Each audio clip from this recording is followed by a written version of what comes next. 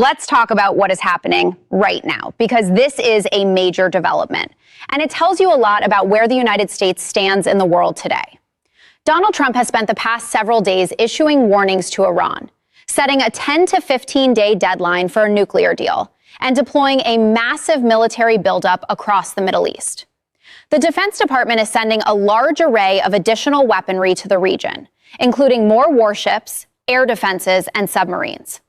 NBC News' 2 aircraft carrier groups are now in the area. The USS Gerald R. Ford is crossing the Atlantic to join the USS Abraham Lincoln and its accompanying strike group in the Persian Gulf. NBC News, on the surface, it looks like Trump is ready to move. But here is the problem, and it is a significant one.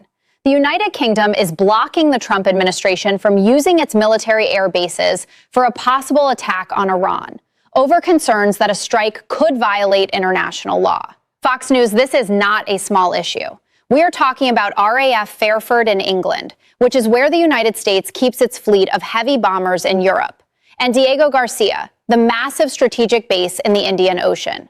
Diego Garcia has historically served as a launch point for major U.S. air campaigns in the region. However, it is British sovereign territory, meaning London must approve its use for offensive operations. Al Jazeera and Prime Minister Keir Starmer is saying no. Now watch how Trump responds when he doesn't get his way. Trump retaliated by withdrawing U.S. support for the UK's decision to transfer the Chagos Islands to Mauritius, saying Starmer was making a big mistake. Al Jazeera, just months ago, Secretary of State Marco Rubio put out a statement welcoming that same deal, calling it a historic agreement that secures the long-term operation of the joint military facility at Diego Garcia. Now, suddenly, Trump is calling the entire arrangement a mistake because the UK said no. That tells you everything you need to know about the consistency and credibility of this administration. But Britain is not alone here. Saudi Arabia and the UAE have said they will not allow their airspace to be used for an attack on Iran, responsible statecraft. Think about that.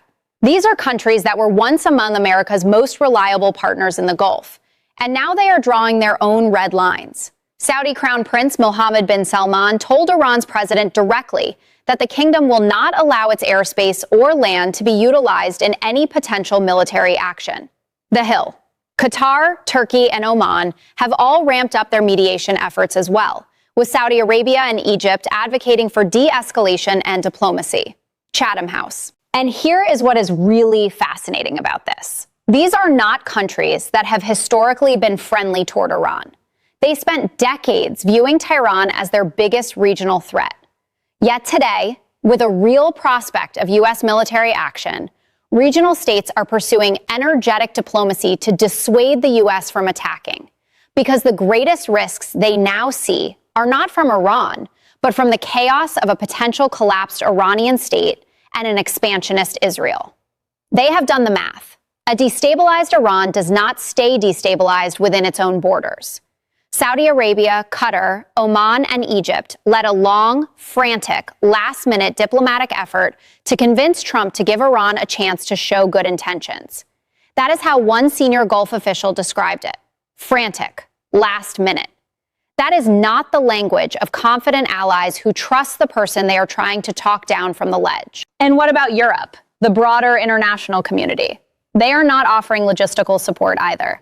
When you have alienated your traditional allies across the Atlantic, when you have dismissed international institutions, when you have made every diplomatic relationship transactional and conditional on personal loyalty to one man, this is what you are left with. Even some of Trump's own advisors are reportedly unsure how to explain to the public why military intervention in Iran might be necessary right now. See, and that is an extraordinary thing to read.